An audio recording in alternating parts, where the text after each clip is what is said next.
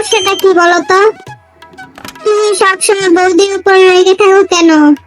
বৌদি তোমায় বাড়ির একটা কাজও করতে দেয় না, তারপরও তুমি বৌদিকে দু চোখে দেখতে পারো না কেন? আমি তো তোমাকে বললাম, তোমার কি লাগবে আমাকে বলো, আমি এনে দিচ্ছি। তোকে আর ওর হয়ে ওকালতি করতে হবে না। তুই এখানে চুপচাপ বসে থাক। তুই বাড়ির কোনো কাজ করবি না। হেনা বেগম এসে দাঁড়ায়, তার হাতে এখনো রান্নার গন্ধ। হ্যাঁ মা, কি হয়েছে?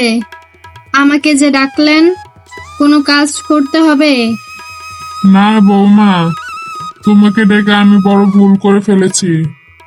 যাও ঘরে গিয়ে তুমি বরং আরাম করো।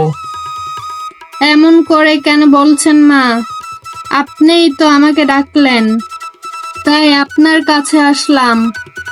আপনার কি কিছু লাগবে? হ্যাঁ লাগতো বটে যখন আমি ডেকেছিলাম। এখন আর আমার কিছুর দরকার নেই, বুঝেছো?